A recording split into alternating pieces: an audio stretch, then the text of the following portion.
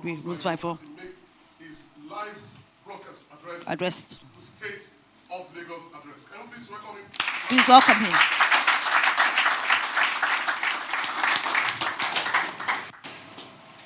Lagos, arise. Enough is enough. Sadly and painfully, but needlessly, Lagos is not working. Lagos is not working because there are 2 million children out of school. 2 million is more than the entire population of Nasarawa, Bayelsa, and Abuja at the last census in 2006. Yes, that could be the population of a whole state, and that is out of school in Lagos. Ikwe Dide. In 2019, a bold driver named Tommy Waziri was attacked and shot in the face at Akpobon Bridge around 8:30 p.m. He is currently visually impaired. Till today, the shooter was never found, and lawsuits that gave him an appointment for 1 week only attended to him 3 weeks later. Eventually, he had to get treated in a private hospital. Lagos happened to him. His story is all over the internet. You can go and verify. It could have happened to you or me. Ikwe Dide. A week ago, I was surrounded by Agberos who, once I engaged them, narrated how some were graduates of Unilag, some were graduates of University of Nsukka. These are vulnerable youths that their state has failed and only succeeded in bringing out the worst in them, not the best in them. A street sweeper told us that she has 4 children and spends 20,000 naira monthly on transport from Oto to her sweeping duty post in Ikoyi. Her salary is 30,000 naira per month. She's barely able to survive, even though she works very hard. Sadly, painfully, but needlessly, Lagos is not working for her and her family. Ikwe Dide. Parents have passed a vote of no confidence in public education. Only 17% of primary school students and 25% of secondary school students are in public schools. Most parents, in their determination to give their children the very best education, have opted for private education. Government not only fails to provide public education, but it also fails to adequately supervise and enforce the standards in private schools. And you know that at the time for school fees payments, everybody is tense. This is where the government is supposed to have provided succor to the public. But that's not the case. Ikwe Dide. Lagos is not working for that teacher who in frustration shouted, "I cannot kill myself. How many scripts will I mark when I'm not a machine? I have more than 5 students in one class. And we have 8 arms, which means I have about 680 students to attend to every day." In most cases, this teacher would ask the students to exchange papers and mark among themselves, or that teacher will probably not even mark at all. Ikwe Dide. Lagos is not working. As far back as 1966, it was ranked as one of the best cities in the world. Today, it is ranked as the 2nd worst city to live in the world, just after war-torn Damascus. In El-Rufai's famous words, people that have lived in Lagos should have an automatic pass to heaven. Living in Lagos is only better than living in war. Little wonder Kaduna State, a state dealing with Boko Haram, is ranked better than Lagos for ease of doing business. And Lagos is supposed to be the commercial capital of Nigeria. Ikwe Dide. Lagos is not working for the over 2 million jobless people. Your Lagos, my Lagos, our Lagos collects the highest IGR in Nigeria, but has an unemployment rate of 37.1%, worse than the national average of 33.3%. How does this make sense? Ikwe Dide. Sadly, painfully, but needlessly, Lagos is not working because the average commuter spends over 3 hours in traffic daily after government borrowed 1.2 billion for a rail project on which they were supposed to do about 24.5 kilometers. They've only completed 13 kilometers in just about 14 years.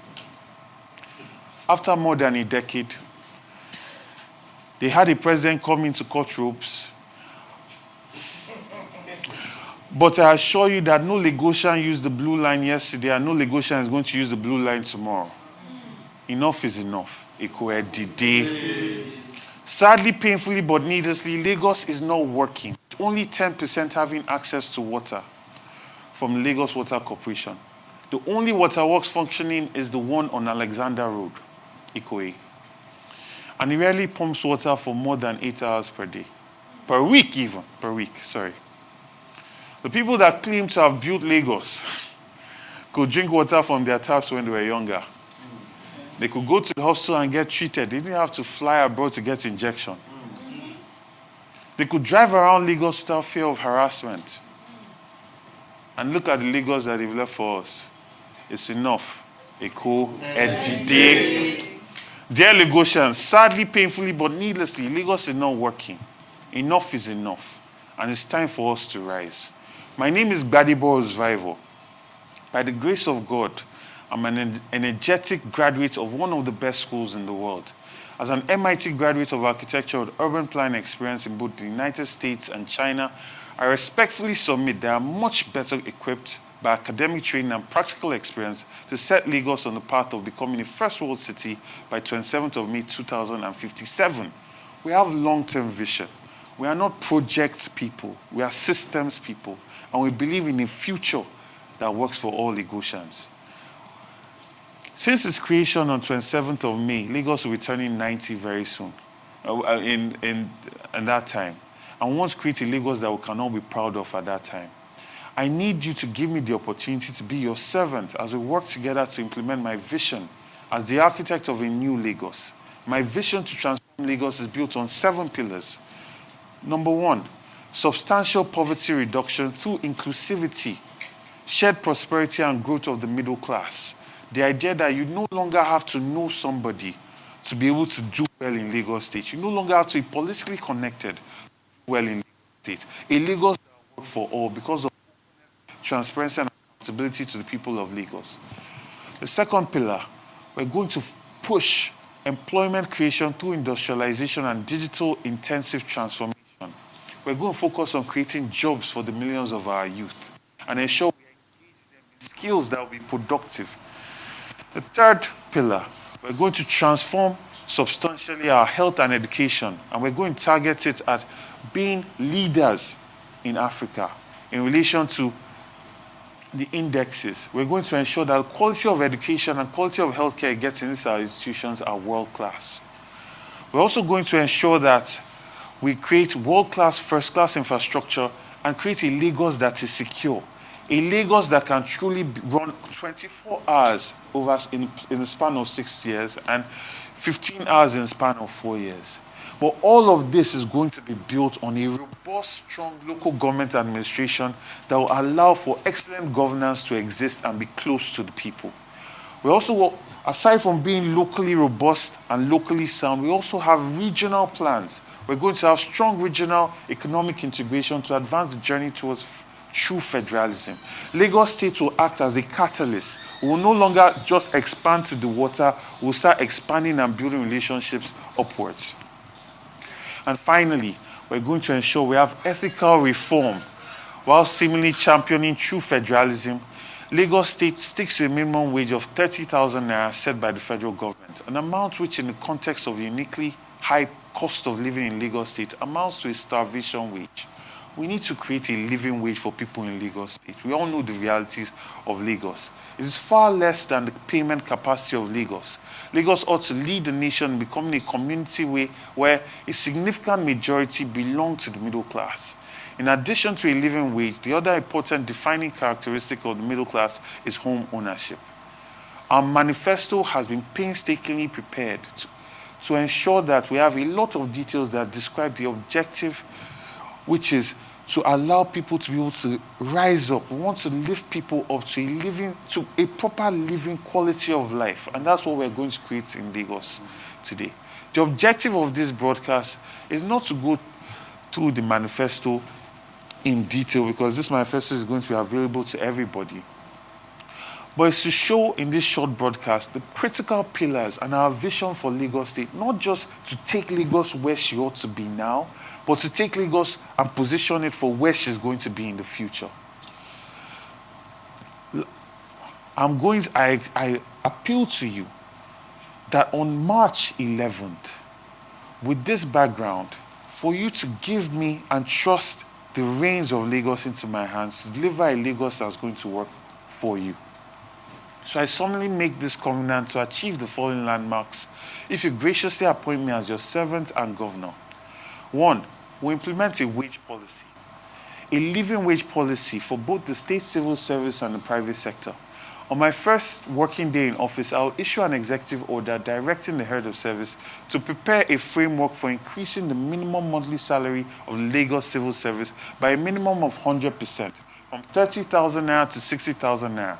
Our objective is subject to resource constraints, but we are determined to ensure that people have a living wage, not a minimum wage, a living wage, before the end of our first term. I'll also direct all contract workers, including those diligent women and men who sweep our streets, to be converted to permanent staff that have the benefits that come with that. Even if they say we cannot afford it, by the time we plug all the loopholes, we are going to be able to ensure that we can make this payment. It's a worthy sacrifice to make because it has a multiplier effect. There are so many businesses that don't succeed in Lagos because people don't have that capital to be able to, they don't have that purchasing power. By increasing that purchasing power, more businesses will thrive and the state will generate a lot more taxes. We can afford it. For the entire workforce of 150,000 people in Lagos State, the significant number of new hires we need to reduce the teacher-pupil ratio. All over Lagos, you have situations where it's 1 to 60, 1 to 80. Some places 1 to 40, 1 to 60, and that needs to be plugged. And we need to hire teachers to do this. And to increase the productivity gaps, the increased cost will be between 100 billion and 200 billion annually. The unaccounted road levies appropriated by the NURTW, as they were called, without account, is over 120 billion yearly. Only God knows how much we pay the real first families through Alpha Beta, Iyaloja dues, LASA commissions, and all of these things. Meanwhile, we have students in Lagos that are sitting down on the floor. They don't have tables to do exams. Hospitals don't have beds. They don't have equipment. It is morally wrong, and that's why one of our pillars is to bring morality into governance and not create a situation where there's conflict of interest, where the governor is giving projects to people that creates a conflict of interest for Lagos State, and we are not getting the best deal. Our government is going to deliver the best deal for Lagosians. It hasn't been done because it has never been priority. Civil servants, I promise you that with me as governor, you will earn a living wage starting with a 100% increase. For the private sector, we will incentivize the private sector, particularly the organized private sector, to look into the casualization policy and to also increase their minimum wage. We'll do this by incentivizing them with tax benefits and giving them preferential status in relation to how much they are paying in the organization and how they hire products of our youth employment schemes across the state. No more will graduates remain on contract for decades on mega wages without the benefits such as health and pensions without the benefits of health and pensions. Our reviews show that this is as much in the interest of the employers as the employees. Increase of low-level wages has a significant domestic multiplier leading to economic growth and improved performance by these companies. We will incentivize companies by allowing them to retain payee taxes incidental to the wage increases as a tax relief over a period of a few years as government's partial contribution. If you are working as a contract staff in organized private sector, count on me to engage your employers until casualization and mega wages become a thing of history. I'm committed to a good quality of life for all Lagosians, informal and the formal sector. Payment of unemployment benefits of 10,000 naira monthly to 1 million unemployed graduates. We estimate that there is at least 1 million unemployed graduates in Lagos State. We will immediately commence an unemployment benefits register for unemployed graduates who are willing to retrain and acquire new skills. There is no free lunch. Our party is the Labour Party. We believe in dignity of labor. So we are not dashing out money. We are creating a social safety net for people that have accepted the idea that they are going to get new skills and new training, and we empower them by giving them something to be able to hold and survive while they get their training. We're going to ensure that profitable self-employment, every month we'll add 50,000 people to our unemployment benefits register through a transparent evaluation and balloting system. The register will be limited to a maximum of 1 million people. Each person on the register will receive a monthly stipend of 10,000 naira, and people will be eligible to remain on the register for a maximum of 36 months, or the point at which they achieve monthly income of 50,000 naira through paid self-employment, after which they cease to be on the register. We expect these to be citizens who take their civic responsibilities, including voting seriously, and are responsible members of society. Our planning has been painstaking. For 50,000 employees at 10,000 naira each will cost 500 million per month, or 6 billion per annum. By the time we reach the limit of 1 million, it will cost us 10 billion monthly and 120 billion per annum. Our annual budget is currently 1.8 trillion, and we can support that. Take my word, Lagos State will pay unemployment benefits under my watch, not to encourage indolence, but strictly for those determined to move onto self-reliance by acquiring the needed skills to survive in a city like Lagos. The third pillar that we have and what we're going to do, home ownership. We're targeting to have 1 million owners of homes, and we will start a private sector-led owner-occupier home scheme targeted at producing 1 million homeowners over a period of 20 years. This is feasible because it will be private sector-led. Government will provide the support and enabling environment to make mass adoption and mass delivery feasible. By the grace of God, it will be done, and you can hold me to that. Another important thing that we're going to achieve is introduction of rail transportation in Lagos State. You cannot have a mega city without mass transit and without rail. And this is the key to get rid of the traffic problems that we've been suffering in Lagos State. By delivery of a minimum of 100 kilometers of rail in a transparent manner, we'll deliver 4 new rail routes in 4 years to transform transportation for Lagosians. This will comprehensively solve and transform the state, and this will be my signature achievement for my administration should you elect me as governor of Lagos State.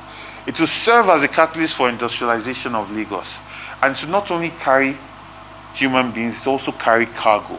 We saw what happened the other day where a container fell on and killed children in Keke Napep, and this has happened too many times for us in Lagos State.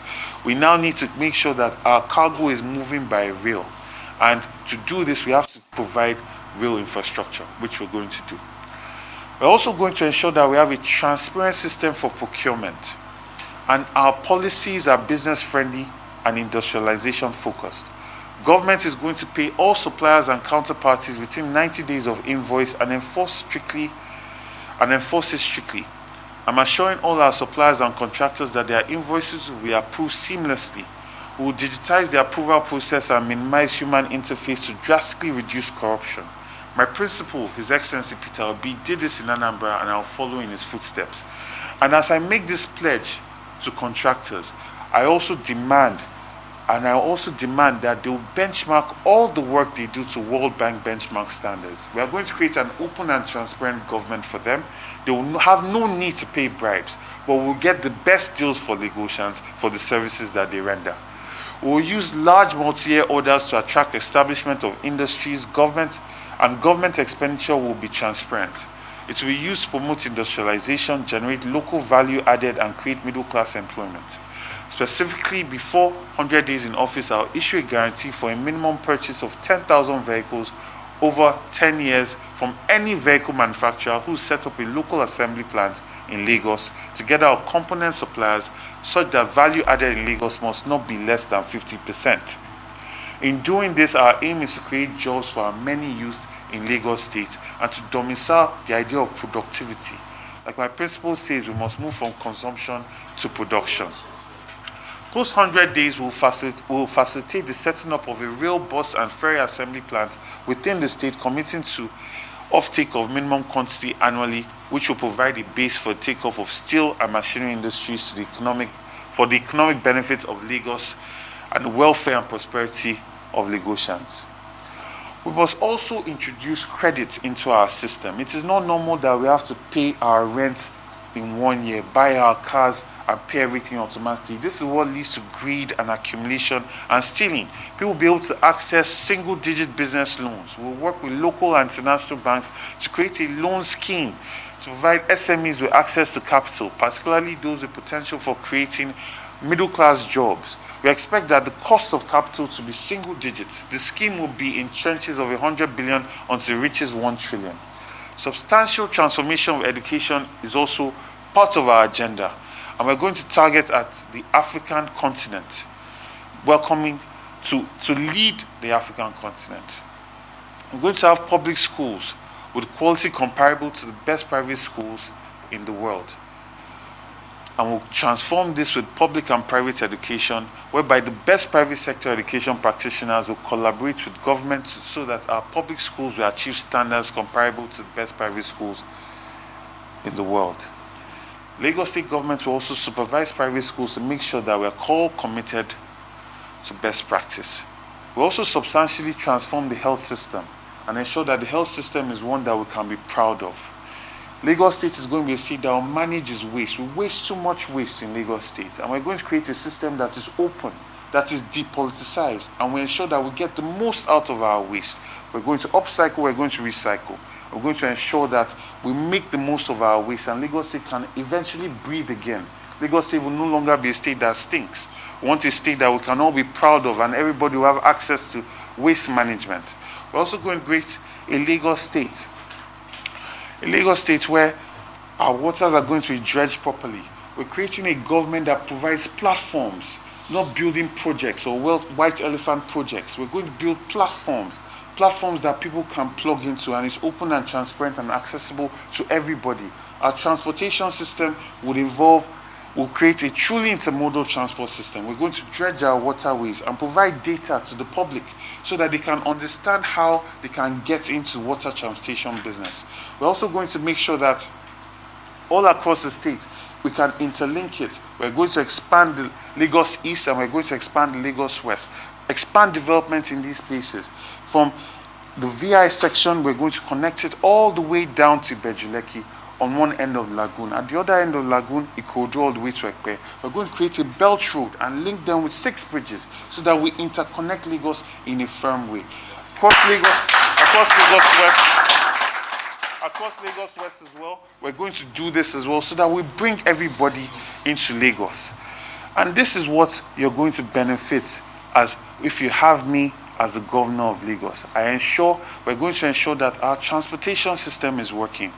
Our waste management is working, and you truly benefit from it. Our education system is working. Our healthcare system is working.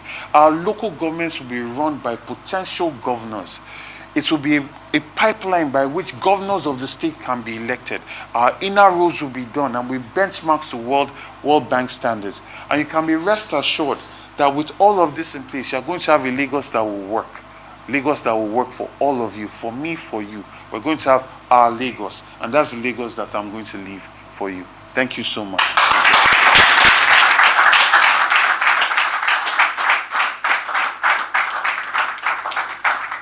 Don't let it stop, don't let it stop.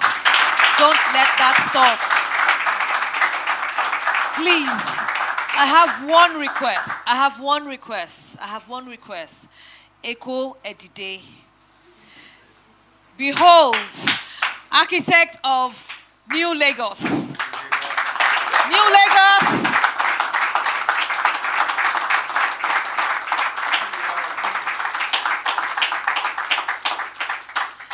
Thank you so very much, sir. I'm not competent enough to add to anything that's been said by JRV this evening, but we'll have the floor open for question and answers. And I would like... No, they would. Thank you, everybody. My name is Pastor Funke Awolowo, and I'm a member of the ESCO. As he was talking, I remember many years ago, some South Africans, they came to Nigeria, and they came because they actually came to Lagos they saw that logo that we say Center of Excellence. And when they came, they were surprised, especially, let's just start from the airport. And because I was in the group of the people that received them, they were asking in their accent, very deep South African accent, that where is the center? They thought there was a particular building that was the Center of Excellence. And the head pastor who was in the team kept on ignoring it because he couldn't really fathom, or he didn't know how to answer it. And today, as I listened to him, the Lagos that stinks, I think they went through Alausa, the whole place was stinking and all that. And, Pastor had to explain and explain. And I want to say, behold Lagos, because really, we really need to get down to really the roots of the matter and rebuild Lagos. And I'm glad that, Badebo, you've answered all the questions, and we will live up to that name of being the Center of Excellence. Thank you, Pastor Awolowo. Please, I would like to tell us that we have 5 minutes to the end of this live broadcast, and so we'll take questions from our friends from the media. With a show of hand, please. Media. Please. I'm sorry. Introduce yourself. Be concise. Tommy Ekpeyi. I work for Agence France Presse, AFP. Your colleagues have been on the road for some time, your counterparts. That is other aspirants vying for the office. Why did it take you this long to show yourself? Thank you. So, in 2019, I was central candidate for the PDP. You might be aware of that. I was center for Lagos West. I did that at 35. I had the most votes in the party. Our strategy is a surge strategy. Every party has their strategy. There's a lot of work that we've been doing on the ground because a lot of our supporters have been harassed and targeted by the ruling party. You might have seen last week where one of our members was macheted on his forehead because he was just posting a poster. You might have heard about the flag boys that were nearly burned to death at Oshodi interchange, right? So there's a lot of work that is not being publicized, but you cannot hide a pregnancy for too long. It's a time has come now where you must recognize that we are pregnant with ideas. We are pregnant with a new Lagos, and we are going to birth it by God's grace. Thank you. 1 minute. Good evening, Mr. Rose Bible. Thank you. You elucidated so much. I just have 2 questions. One, you listed very lofty goals, ideas, and you want to push. There's one thing politicians don't tell us. How do you finance them? It's key. Secondly, one major problem we have in Lagos State is our attitude to public service. Service. Everybody believes that it's in government to make money. You may be good, you may be nice, you may want to do well, but you can't run the show alone. We need attitudinal change.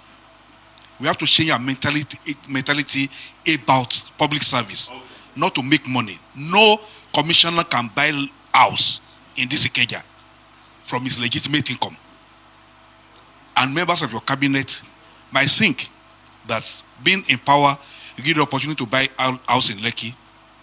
Labour Party, they give shishi, like you always say. How do you change people's attitude to public service? My name is Samuel. This day. We'll let you answer that, then we'll take 2 more questions. No, sorry. Oh. Okay. What was this?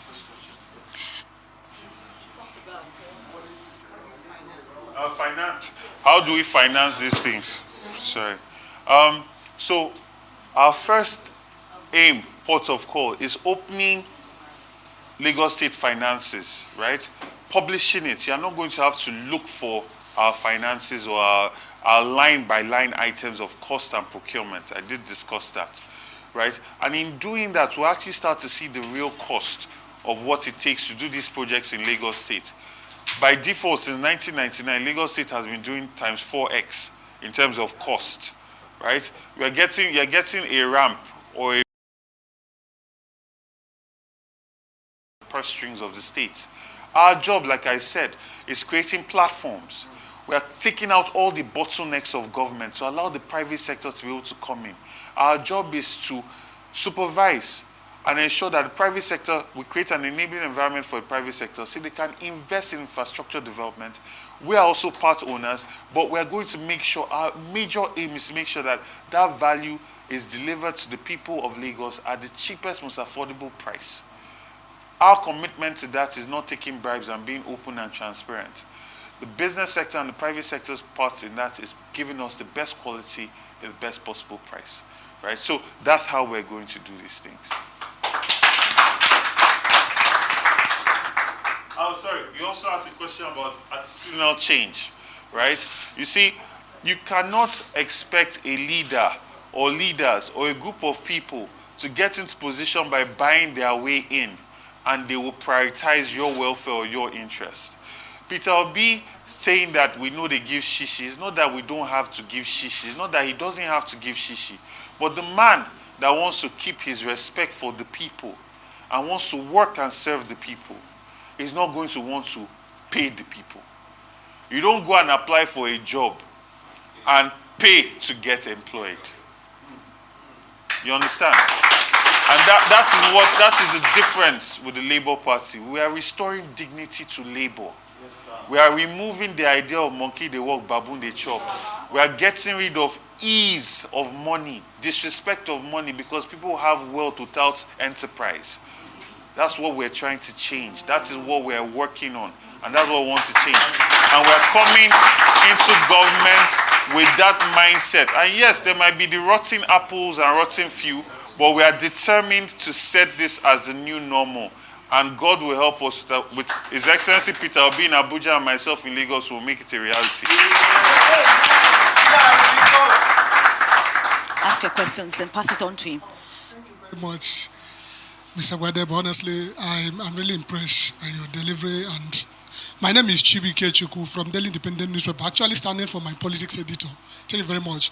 I'm actually particularly interested in, Lagos is about wetland and wetland around the Lekki-Ajah axis, where houses fall every time. I'm so particular about it because I was nearly being a victim. My twin was almost being killed because an engineer, he was doing the last building that fell there. So you may not have mentioned something. What is your plan of your government to make sure that developers and builders and engineers stick to the norms? Because given the nature, given the topography, the kind of land we have in Lekki and Ajah axis. Secondly, it's only one road that leads to that particular area.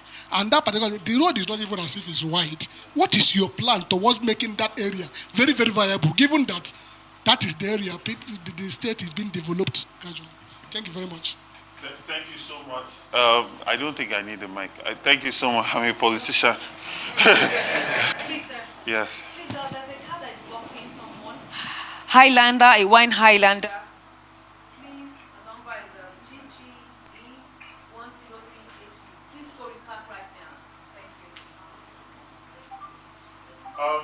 Thank you. That's a very wonderful question, and I did not get to talk about that in my speech. There are a number of things. Obviously, time 30 minutes to talk about the problems of Lagos and our vision for Lagos is way too short. But this is one of my primary interests, especially as an architect. We're going to have and implement, because Lagos State is a very tokenist state. They do things for headlines, and then you have an impression that something has been done. Just like if you're not really aware, you really believe that somebody woke up and entered the blue line today because Buhari came and cut the tape. You understand what I'm saying? But when you look better, you know that nobody used it yesterday, nobody's using it tomorrow. So they have done a draft of a wetland protection plan, but they have not implemented it. We are going to implement a wetland protection plan. We're going to map it out. It's going to be sacrosanct to our urban development and urban regeneration plans for Lagos State.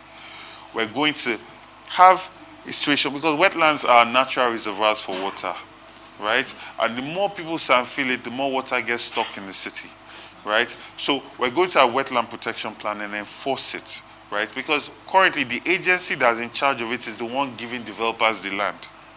So that needs to be taken out. That's completely, needs to be completely dismantled. So we have a wetland protection plan.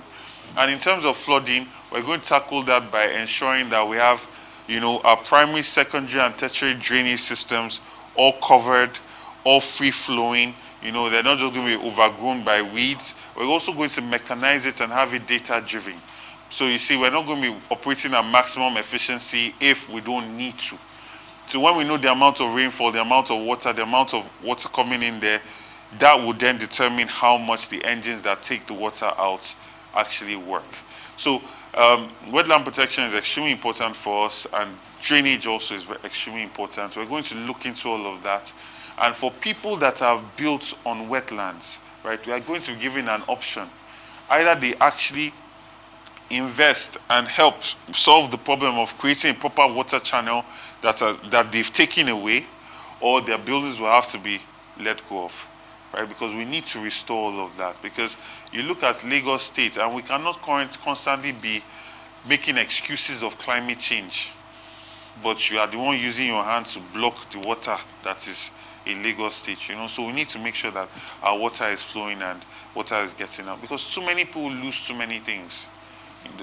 If you have not been a victim of it, you will not really know the extent of loss that water can actually give to a person. So that was the first question. Your second question was the one? Yeah, please. Oh, yes.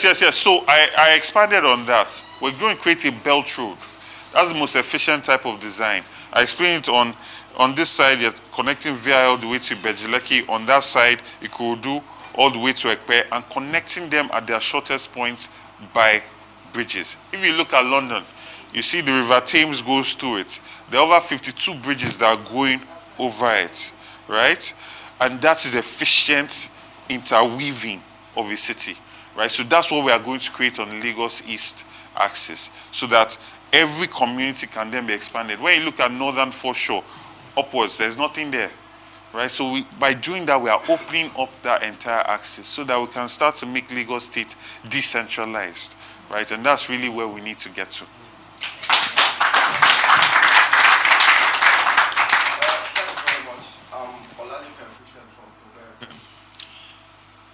I want to ask you, and I don't know if Madam Chairman will answer this.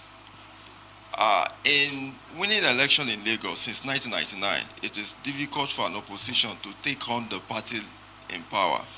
The closest we have gotten to is winning an assembly or an House of Representatives.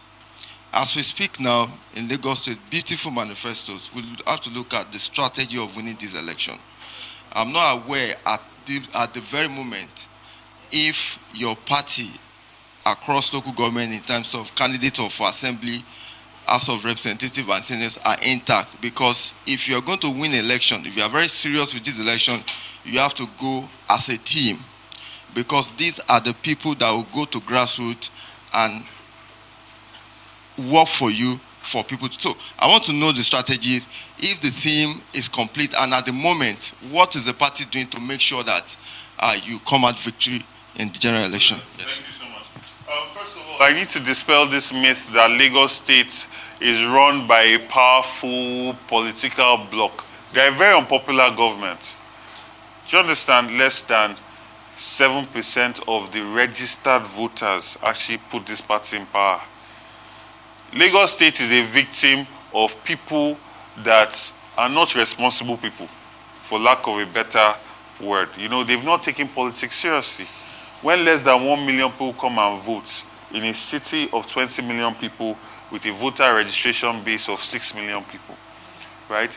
It's not been because of any particular strength or wisdom of theirs, right? You look at 2019, I won 4 local governments because the people came out, right? So the idea is, are the people ready?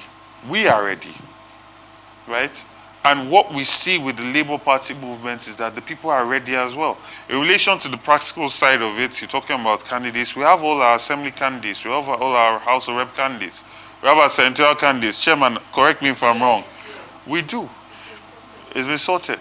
So we're pushing ahead. Like I told you, and I've always said this in every interview, we are pursuing a surge strategy because we must balance the means and resources we have with the goal that we're trying to achieve, right? And that's what we're doing. And I'm sure you can testify that you are feeling the surge right now. So it's only going to increase. The momentum is only going to get harder. It's building up. And you can rest assured that, yes, you'll start seeing all our candidates campaigning, their posters up and everything, and we're already doing door-to-door, market-to-market, right? Again, I also have to admit and say to you that a lot of work that we're doing is clandestine because we cannot afford to put our supporters in harm's way, right? We've gone to see the police, we've told them our worries, and I can see that security-wise, things are already starting to happen. So we're very confident that we're forming next government in Lagos State.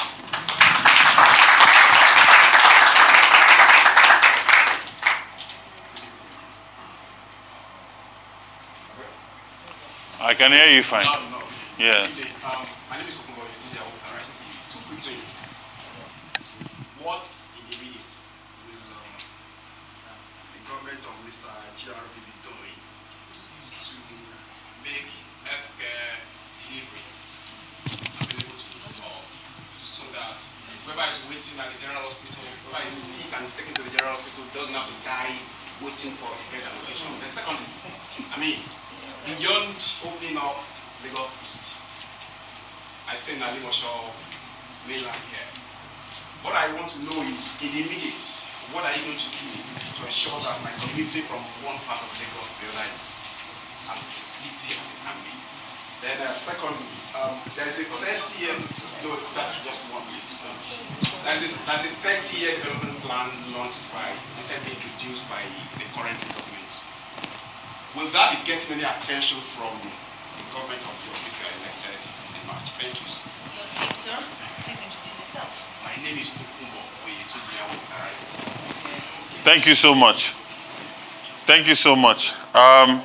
Healthcare, I thank you.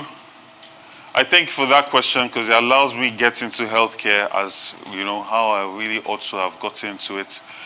For us, we're going to focus on primary healthcare and preventative medicine. And all of this also is tied into having a robust local government system, right?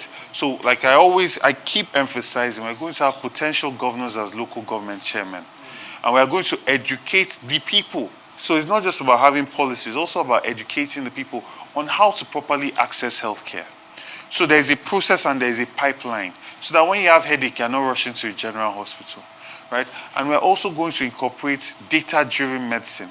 So from a call post where you can call and engage a doctor that this is what I'm feeling, and then they can direct you to go to the primary healthcare center that's going to be very well funded by our government. And we're going to normalize diagnostic tests because healthcare must be data-driven, right? Diagnostic tests will become mandatory. Even as I'm running now, I've created micro health insurance for Lagosians to normalize getting diagnostic tests. And this is done in partnerships with pharmacies that are in your area, right? So we're going to also, because I wanted to test it as policy before I then get into government. So this is already being done. So we're going to include that, incorporate that micro health insurance to everybody, so everybody will have access to that. So you can get diagnostic tests done. From that point, if you cannot get treatment there, you can then be referred to the general hospital, right? So we're going to inculcate into the minds of people the pipeline for healthcare system. We're also going to focus as a government on the supply side, right? No, sorry, on the demand side of healthcare. Demand side being health insurance, bringing the private sector in, creating an enabling environment so that funds can be spent on that and quality healthcare can actually be assured. And we are also going to set up a complaints line, because another problem that we have in the healthcare in Lagos State is that there is no consequence for negligence, right? You go to a hospital, a nurse can be looking at you dying, they'll just tell you to go to your village. And everybody just carries on with life like that. And that is not acceptable. So as part of the process, there will be a hotline that you can call, and there will be consequences to that. There's blacklisting that's going to happen. Now, because this is tied into the local government, right, there are now consequences for these things because local government is also supposed to be funding, right, and then people can then be held accountable, right? So these are some of the ideas that we are bringing to the healthcare system, and we're going to really prioritize funding for it. Currently, healthcare funding per capita is just over 2,000 to 3,000 naira per capita. We need to double that at a minimum. But more than anything, we need to get private healthcare delivery into Lagos State, and that's what we're going to do. I hope. And then you asked quite a number of questions. You asked about Alimosho. So, same thing. A very robust local government, right? Because Alimosho, on the outside of it, it can look like there's some roads that have been done, but on the inner roads, it's completely deplorable. The inner roads are deplorable, and the state government cannot do all those inner roads because they don't have any business doing that. They already have 46% of our roads are the state government's responsibility. About 30+% is the local government. You cannot have 80%, right, being done by the state government. It's not possible. So we need to, again, devolve these powers to the local government, ensure that they can do these roles. We'll set benchmarks for the quality that they must have and the life expectancy that they must have and tie it into the final payment to the contractor. We'll also ensure that we're doing youth skill acquisition programs so the youth in Alimosho can be very well engaged and productive members of society. And more than anything, we need to create a feeling of safety. You see, safety and security is not seen, it is felt. I tell people that when you're in London, you don't see fences. People don't live in cages with their burglary proof, right? But nobody will tell you that you should not climb into that person's house because they know that they can see you and they will trace where you are coming from. So security is not seen, but it is felt. And that is what we need to create in Lagos State with surveillance and all of that. And in so doing, Alimosho can then become a hotbed for productivity, right? You don't have to be running to get home because you don't want to be mugged by one agbero or the other. You understand? And businesses can thrive. And then you also asked one more question, even though you said you only asked 2 questions. What was your third question? Talk about Alimosho. Okay, see, listen, the Lagos State has policy that is good on paper. I'm coming to restore excellence to Lagos. So anything that is excellent, I will take and make better. But I'm not going to settle for mediocrity. The 4th mainland bridge is mediocre. It does not solve the problems of Lagos. You are just creating another lane for people to be on the road for hours again, right? It's another white elephant project that we hear every 4 years when it's time for election. What we're going to do instead is that circular belt of Lagos East that I've told you about. But there are projects that, I mean, during Ambode's time, it was the first time that I saw a fire truck. It was the first time I saw the LRU, right? Emergency response was on point then. We're going to take that and improve it. Ambode also worked on trying to create an art axis in Onikon. You see J.K. Randall Center, you see the parking. We're going to expand that as well. So we're going to look at it. Where there's merit, we'll hold on to it, right? If we look at the plans for the trains, in terms of design, it's a good design because it's radial and it's spreading, right? And people will tell you that that's the best form of design. But at the same time, has that design considered carrying cargo? Right? So we're going to review that to ensure, because we can no longer have containers tipping over on our children. It's no longer acceptable. We have to do better. So thank you. I think I should just stand. I was supposed to sitting down, getting up, sitting down, getting up. Maybe I should go and even stand there, like His Excellency Peter Obi. Hi, my name is Abisola Laudi. I work with Zikoko Citizen. Zikoko Citizen. Okay. Yes. So I have, yes. And then you smile. So I have 2 questions. The first one, I've heard you talk about, you're going to make sure in the local governments, those that head these places will be a pipeline to becoming governors. I don't understand what that means. Are you saying you're going to, obviously when you win, there will be a political shift, and possibly Labour Party could take positions in all these places. Are you saying you're going to make sure the candidates of your party are going to be possible governors on the local government level, or you're going to impose candidates in that regard? So I'm a little bit confused. That's the first question. The second question is, I live in Festac. Mautu, Amuo, Apapa, that access. I didn't even have to say it. We hear, oh yes, no, I know. So my question is, I understand some of those roads are federal government projects.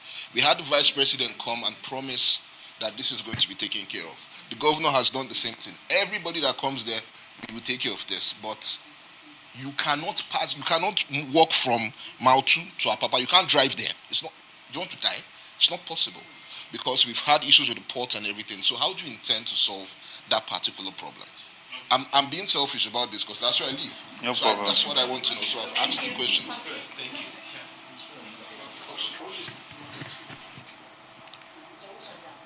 No, I'm not writing, no, please. And those were loaded questions. Okay. So your first question. Was about the pipeline. The pipeline. Sorry, the pipeline. Oh, yes. Yes, to how we're going to do it, the means by which it will be done. So Lagos State is in a state of emergency in terms of local government administration. For over 2 decades, it's been run by, just party loyalists, glorified contractors. But local government is... Contractors are elected. Yeah, no, I'm sure... They are elected into office. They are not Nicola State. They are elected. No, excuse me. They are elected into office. Okay. That's fine. When I say glorified contractors, I'm talking about their responsibility on the everyday basis in the local government, right? So that's what I meant. I feel that a local government chairman should be a miniature governor, right? And their responsibilities, they should really take charge of those responsibilities.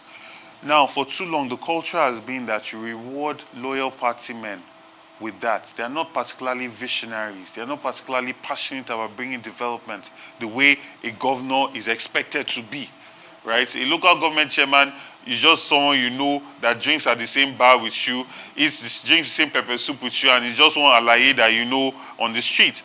But these people are supposed to be the ones that they are closest to you. They are the closest representative of government to you. They must be excellent. They must be lifting their constituency up. So I say to my chest, we are going to headhunt the best. We are going to headhunt the best. And in headhunting the best, if I indicate that I have a preference for anybody, yes, I can indicate that and push them to the party. The party is going to have to decide, right? We'll do a primary and they'll present a candidate. But we are setting the standards, right? The standards are this and this. You must be highly educated. You must be passionate about your local government. You must live in your local government, right? You must live in your local government. That is key. So in that your first Akamo, your local government chairman must live there. That's what I'm saying. So that's a condition. If you really want to serve the people, you cannot be far from the people, right? So you feel that pain, and that pain should drive you, right? That pain should drive your passion. So I, by God's grace, as governor of Lagos State and the leader of the party in that position, will be emphasizing that these are the qualities that our local government chairman must meet. And then you asked the second question, Festac, yes. So fortunately, the federal government has actually made significant progress on the rail line that's linking Apapa to Ebutemeta, right? They've actually done that. I have to give them kudos. So now we're looking at, and this also comes with what I said about expanding Lagos East, Lagos West, dry docks, right? And barges. The state is going to have to create an enabling environment for barges to come in. The idea is to create alternatives routes for containers to leave Apapa. Right? That's one. With His Excellency Peter Obi being president of Nigeria, I've talked to him about this one-on-one. Sir, we need to open more ports across Nigeria. We don't want to be facing the opportunity cost all in Lagos State because it's extremely inefficient. We now have a dry, what's that called? The deep sea ports that they've built up the road. No, in Lekki, they've built up the road. We're hoping that that belt road I've talked about will also reduce that problem. But the idea is also we just need to get these containers off our roads. So whether it is dry docking, whether it is more ports along our coast, that is the focus, right? Because the issue is, as our population increases, right, more goods are going to be imported because we are import dependent. And that's why when Peter Obi says we want to move from consumption to production, is extremely important. 8 out of 10 containers that come to Lagos leave empty. And that's why there's so much traffic. A container comes in, it offloads. Normally, it should go and pick up another amount of good and head back to the port. That's not the case. It offloads and is going back to the port. So there's no time lag. And these are things that we must change as a society and as a state, right? We're going to use the comparative advantage that we have of being close to the ports to make Lagos State the home of packaging, right? Processing and exports, right? So in doing that, we'll be able to also solve some of these problems as well.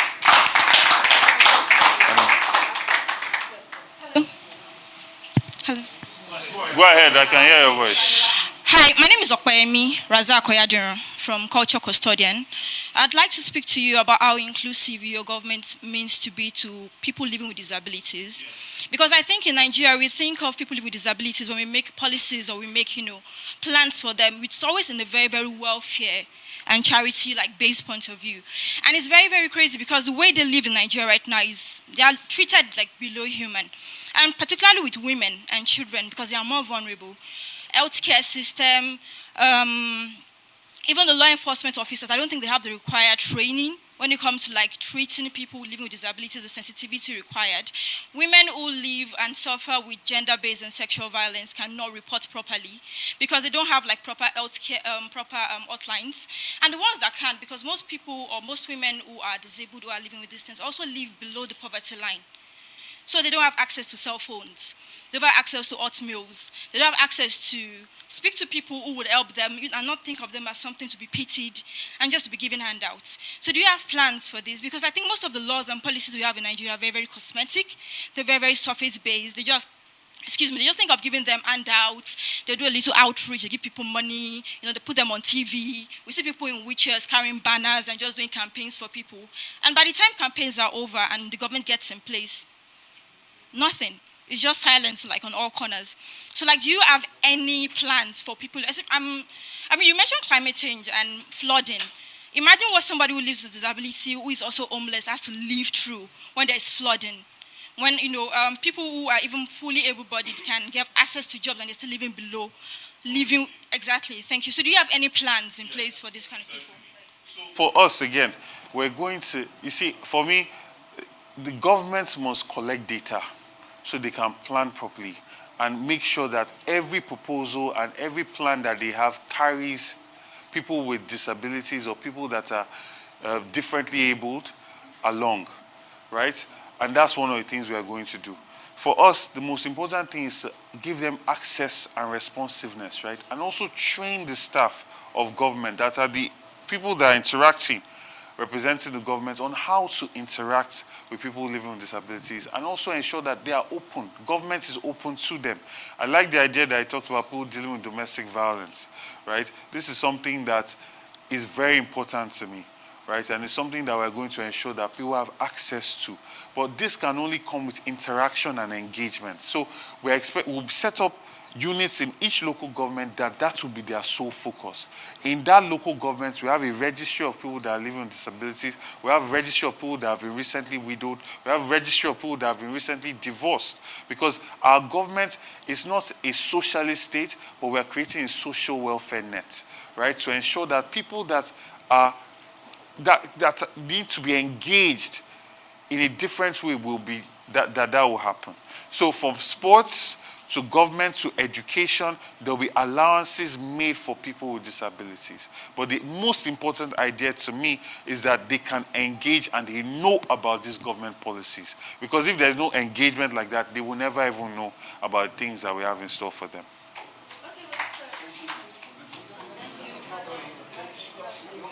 We can still talk, don't worry. But please, I would like to also announce that there's another car that is blocking somebody. It's a Toyota Corolla. It's black in color.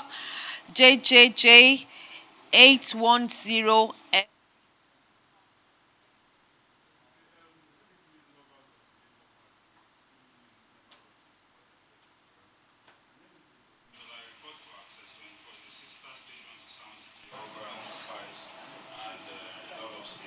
Okay. So, Mr. Badibo, this question goes to you, Engineer Badibo.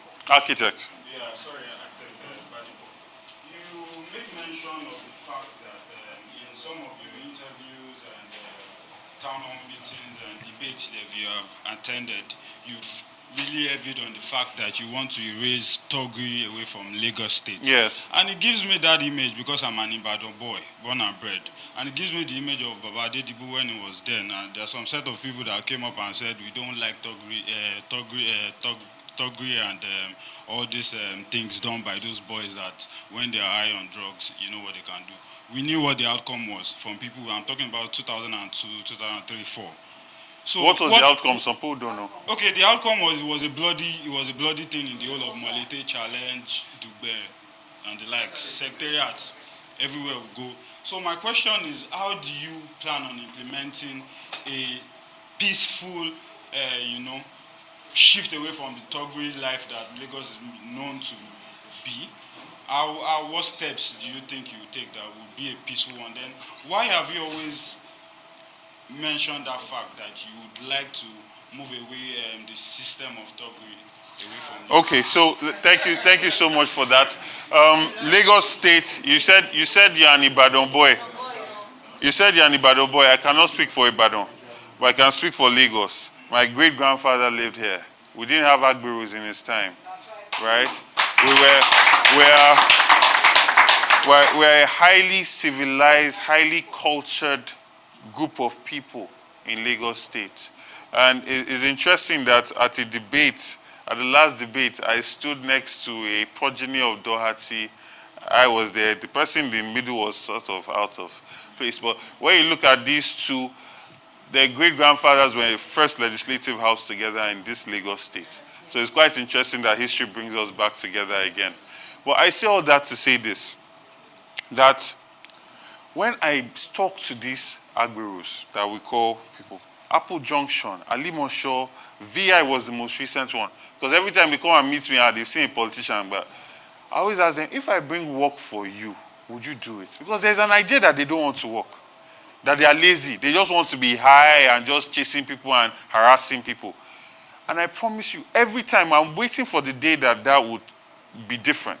But every time that voice just goes away, immediately they become sober. The last time in VI, it happened to me.